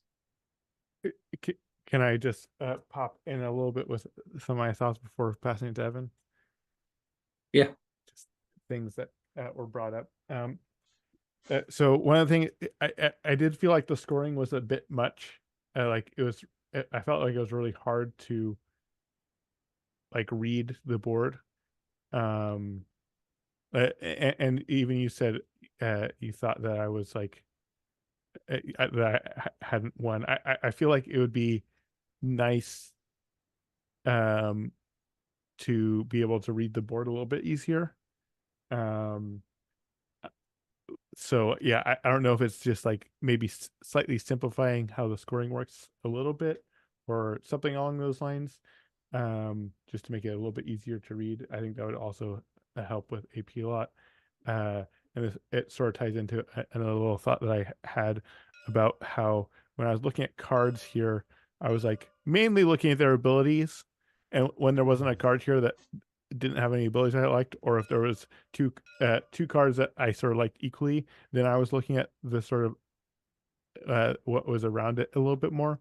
And then when I was looking at the stuff that was around it, that was where it became very hard to sort of think about how this could be oriented in either direction, and how what corner would go to where based on where it's positioned. Because some of these cards, the position where they got played matters, and some of them doesn't. Like the ones that move an adjacent or destroy an adjacent. Yeah, And I so, would say, just y- on that note, yeah. it is easier when you're playing live because you could just flip your hand over and then just look at. Yeah, Yeah. I can do that in my own hand, but like when the things are here, I'm like looking. Okay, so I was like juicing up this row to be good for red at the beginning. I was like, okay, so I want a red, and then I like thinking, okay, so um, this red, like getting a red is one thing, but I want this red to be placed somewhere where it pairs up with another red somewhere. And so, Mhm. the fact that it wasn't a matter of like, oh, this card has red on it, so I want to get it, or this has red on this side, so that will be good. I had to like think about, okay, well, I don't want this three to be mashed up somewhere. So when it's flipped like this, I don't want it to be here. I don't know. It just felt like that was causing me a lot of AP in a way that made me eventually just not think about it too much. Like just take a card that the ability seemed good. I wanted to. I'm rambling a bit, but I definitely I feel like there was times where I had a hard time evaluating cards because of how much the information could change based on the orientation. Um, yeah, and I think that it would be good to be able to evaluate a card and how good a card is for me in a specific situation a little bit quicker than I felt like I was able to. Um, yeah. Yeah, I was kind of in the same boat with that, and I guess that just goes back to my thinky Mhm.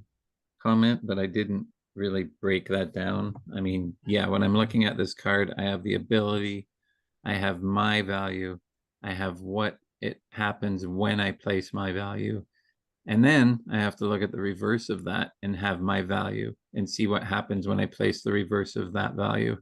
And then when I do figure out which one I want to play at the top, then what does the bottom of that possibly do to me? That decision alone is really thinky, but then not knowing which row I should place it in because I don't know what the totals are adds to the thinkiness. And then there's these modifiers on top of that. Like it's several layers to the point where I was just taking based off of either the number that it benefited me or the action, and I didn't even look at his colors anymore because I couldn't think to that level. Mhm. I'm like a move, I, maybe 2 moves ahead in chess at the best of times. And this felt like about 4 or 5 moves ahead in chess. and I just I guess what my suggestion or where my head went from a sort of designer hat perspective is uh, I wanted to simplify this to being just like this is a 3 chocolate card or it's a 4 chocolate card. It's not like you decide if it's like this would just have a 3 chocolates printed on it or 4 chocolates printed, rather than having it different Yeah. information on both sides, and then with the candies, them be like there's like a green side and a blue side, or just like reduce the amount of information that is on the cards, so it's easier to sort of evaluate cards. Yeah. Anyways. I was gonna give that feedback, but I'm making a game that's similar to that, so I didn't want to.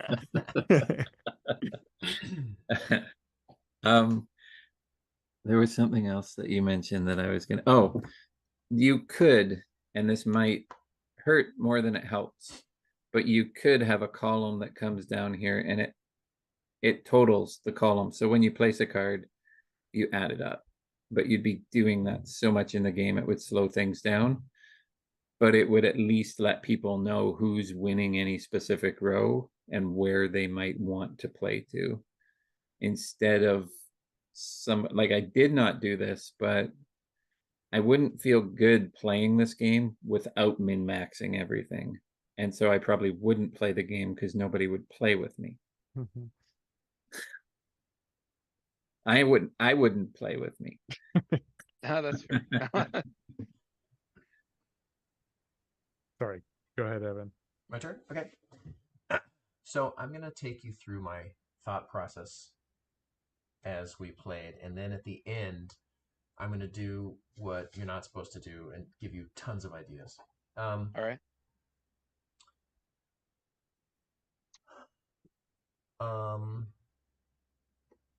First, I noticed that the win conditions was stated only for the prosecution, not the defense. And that was just a little weird. The defense also needs to know what their win condition is, even though it's just the inverse. It'd be kind of nice to just make that clear. I also came up with the same idea of tallying scores as you go, but maintaining those tallies after every card is played is probably a bit of a beast. So I agree with that.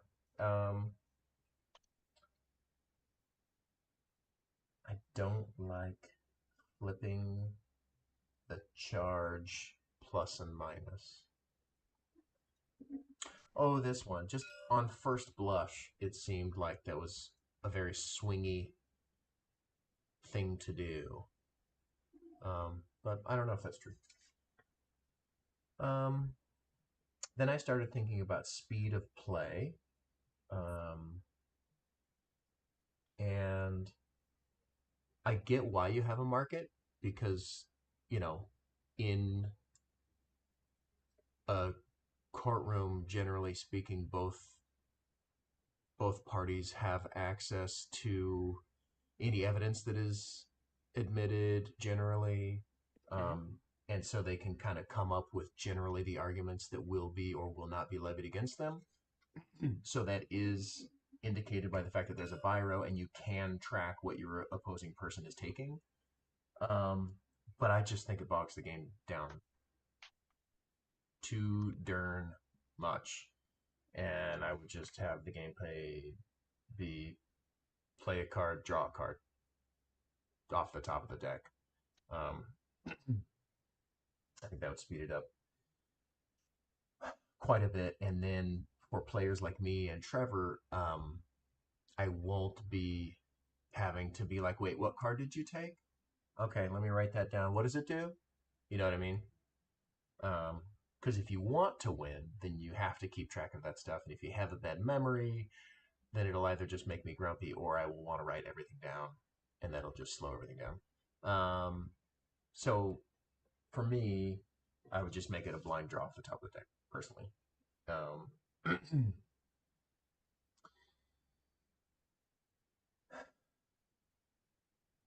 Only scoring your highest match when you have the four things and you got two pairs.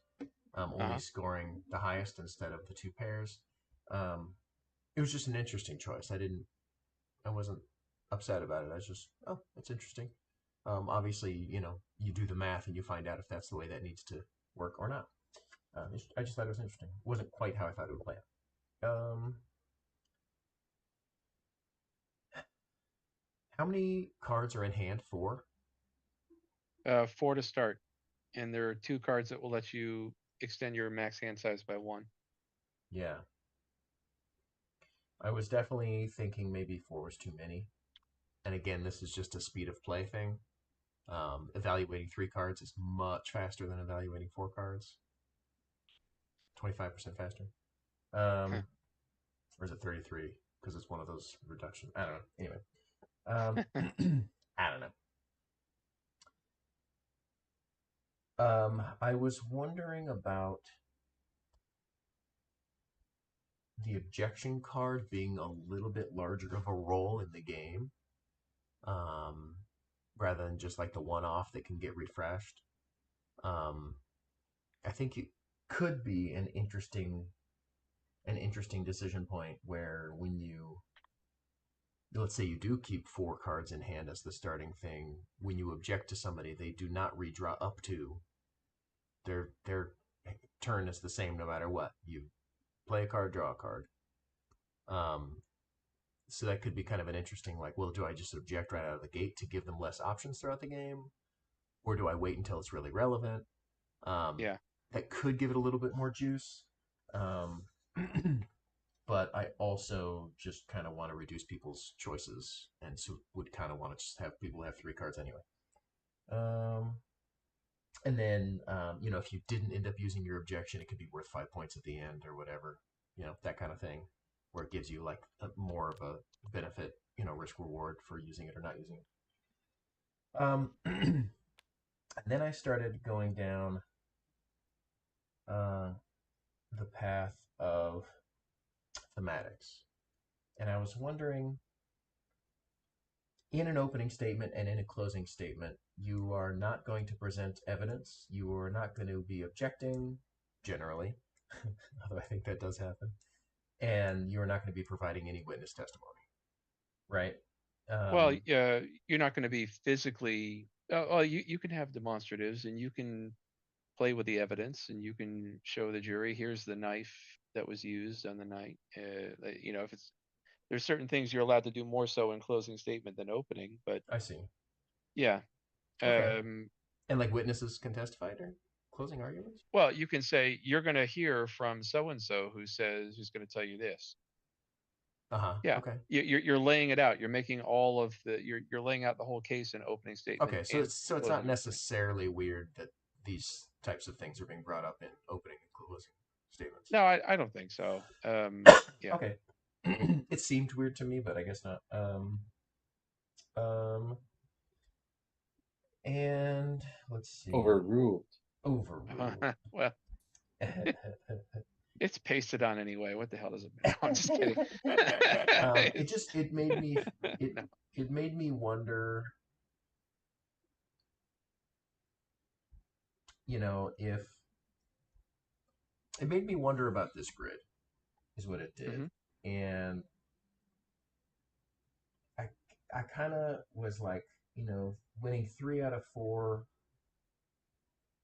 is interesting, but wouldn't the burden of proof would be 2 out of 3 rather than 3 out of 4, right? Yeah. And that automatically cuts out some of your grid and some of your playtime, which might be good. And then I was wondering about, how do you keep track of scoring as you go, and how do you focus your play in a way that you're looking at 3 cards in your hand and you can make a real meaningful decision. How do you make each decision more meaningful? And I kind of came up with this structure. Obviously, it's take it or leave it, or take some of the essence of what I've said and see if you can do it a different way or whatever. But what came to mind was, just because of my earlier thought, like I had a different deck for opening and closing statements, but obviously maybe that's not necessary. But basically, they were like half cards. Can I draw on a card? I can't draw on a card. Well, that's a beautiful card. They were half cards that had only info on one side, and you would have seeded these cards like at the start of the game. The opening statements column here is actually the top of the board. Mm-hmm. And these cards are seated here, so you have this section of a card basically, and so you're starting in opening statements rather than having the other half hanging off. And then that's just starts out, and then the first basically you cannot play wherever you want. It closes the field of focus of gameplay and why you would or wouldn't choose a certain card. And this opening statements, this row will be completed first. You can play anywhere in the row, and then and prosecution probably starts. But I might play here, you might play there, I might play here, yada yada. And then one of us got three cards, and the other person got 2 cards, right? And then you score opening statements. You Yeah. see who wins opening statements, and whoever wins opening statements gains an objection card, and then whoever lost opening statements will begin the first card in the state's case. And then you play, and now these cards cannot be modified. And now you're only playing in this row the 5 cards, and then you score the state's case, the prosecution. And obviously, if this loses, then the game's over. If it wins, then you continue. Whoever lost the state's case will start first, which of course the defense will start the defendant's case. If you're still playing. And then you cannot modify these cards anymore. You're only playing in this row, and you can only modify the cards in this row. And then closing arguments. So basically, opening statements becomes like a little truncated thing that's pre-filled on this side. And whoever wins it gets an extra objection, and then whoever lost starts playing here. And then you only have 3, the prosecution, defense, and closing arguments.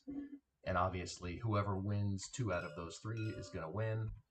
And there's no modifying the previous scoring cards. So the game just has a natural progression, and the scoring is broken up into more manageable chunks, and you don't have to think about the prior scoring sections anywhere else on the board, because you're only focused on this row right now and winning this particular section of the trial to move forward with your case. And I think that helps focus card play, and it helps track who's winning and who's losing. And then this card over here, and then of course the final card in my head when I was doing little half cards, then the closing arguments, the final cards would just be the little half cards again, that only had one side of these things. But the and then that required a change of how this card worked, and I had ideas for that. But generally speaking, the main points were really focusing people's attention and not having to track as much information, because anything can be altered at any time. And then what else? Objection cards. I talked about a couple ideas before, but another one is if you do intermittent scoring, or staged scoring, you can choose to discard your objection for 3 bonus points or whatever if it would make a difference, and then the other person could discard theirs. I don't know. It's just a stupid idea. Let's see what else. The idea for this one that I did have is, when you're playing your cards here, since you can't modify the previous rows in my theoretical scenario, these tokens could be placed on this card, and this card affects scoring in all subsequent rounds. Every time you're doing scoring, you look at this card and apply that scoring modifier to whatever you're currently scoring. That was kind of the rundown of my basic ideas, and I think you can see why I came to those ideas. And hopefully the basics of why I came to those ideas will be useful for you in your in how you go forward. Yeah. Any other last minute thoughts, boys, before we ask Eric if he has any specific questions for us? The quick thing I just want to say is some of the ideas that Evan was bringing up, I do think sounds like some things that could help also add some more of the thematic feelings back that I feel like I was sort of missing. Like enjoyed, and I think that the candy game could be fun, but it feels very much like it's a candy game, not like a court case game. And I think having a little bit more of that sort of like opening statement, like having it be a sort of a specific sort of flow to it, and a little bit more of those thematic tie-ins, I think would help a lot if that is the goal. Yeah. Cool. So, Cool. Eric, do you have any specific questions that you were hoping to get answered that nobody covered or anything like that? No, I mean, you've given me a lot to think about, especially with the idea of the linear progression Mm-hmm. down the board. So I'm going to think about it. I mean, Yeah, for so me, I mean, the problem is that I've designed the thing. So for me, it's actually pretty easy to just look and kind of get a decent idea of where the scoring lies without calculating it all up. I can just look at the thing and tell you, you know, Right.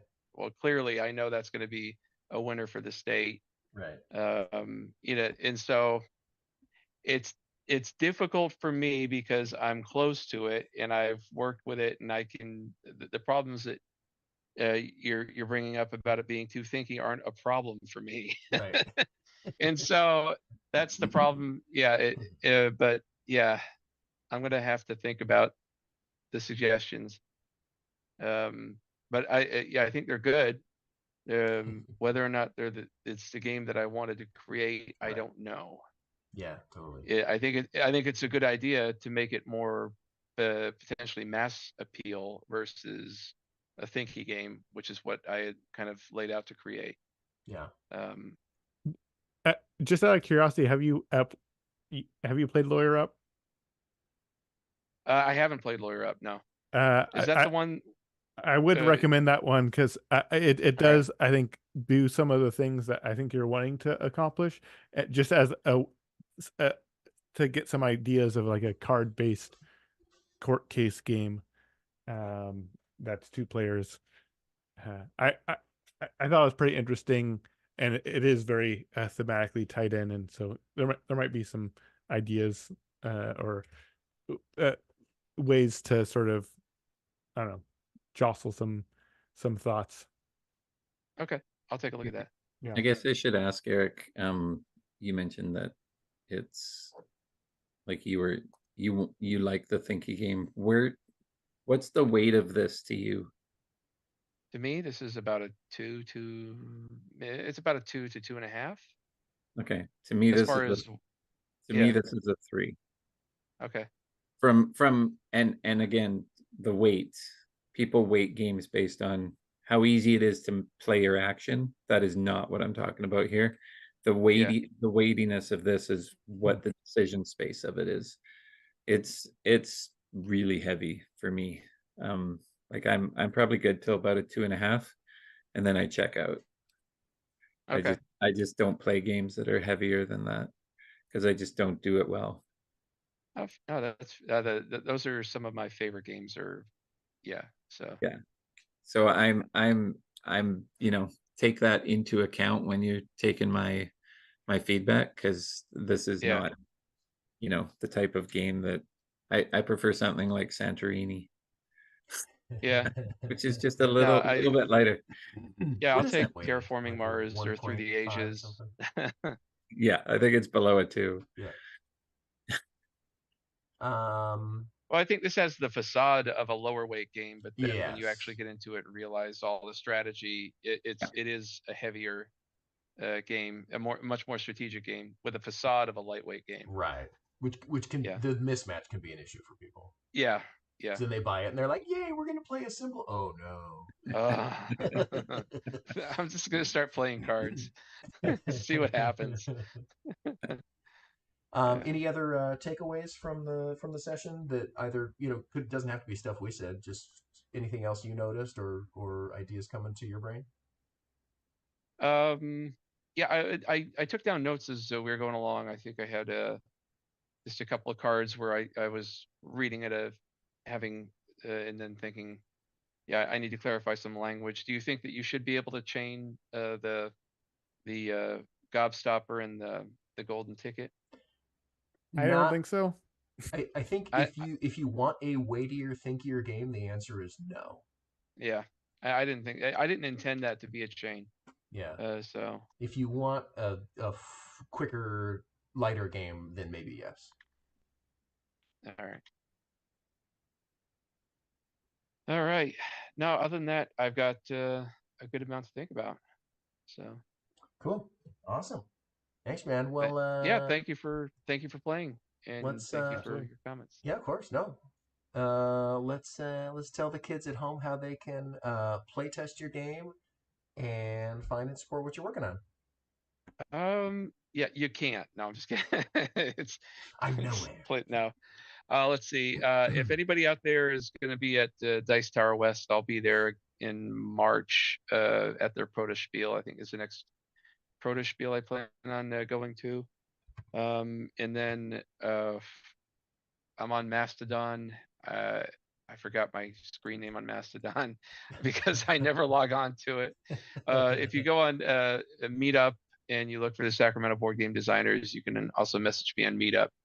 There's also a Facebook group for Sacramento Board Game Designers that I'm the organizer for. You can message me there as well.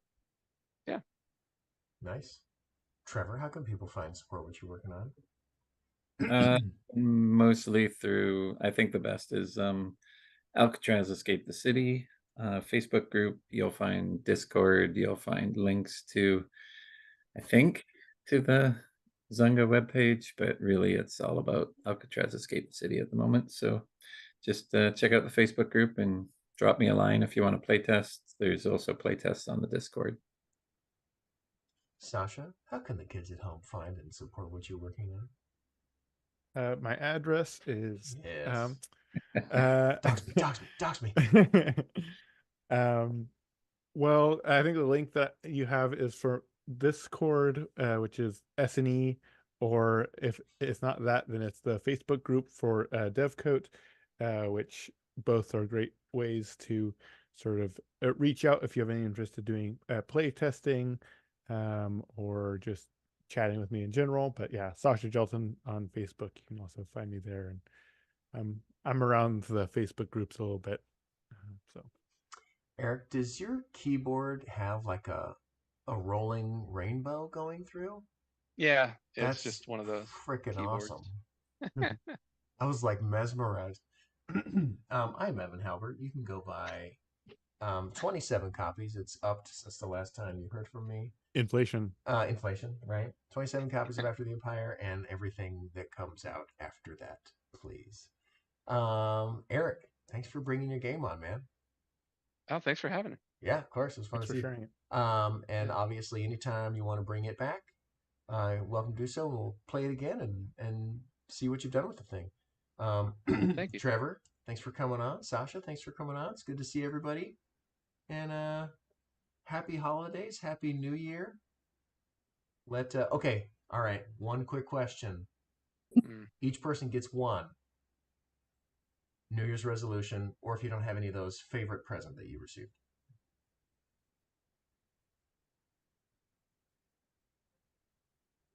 Oh, Hmm. I haven't I'll even start. thought about New Year's I'll resolutions start. yet. This Yeah. hat. It's dope. I like it. Nice. Trevor? I'll go resolution. I've got to start doing my back exercises so I'm not laid up at least once a year. Yep. Sasha? Well, I mean, I really want to get a game signed next year, so that's probably my main thing is just doing all the things I can to make those connections and find the right publisher for the right game. Totally. Yeah, I think Sasha stole what I was going to say for a God. You stole my resolution. answer. I just thought that Yeah. was the given answer. Yeah, yeah. it was- Yeah, okay. Either All way. right, fine. I plan to lose weight. So there you go. Yeah, there we go. There The we go. old That's classic. All right. Well, good to see everybody. Have a good 3 more days of the year. Yep. All right.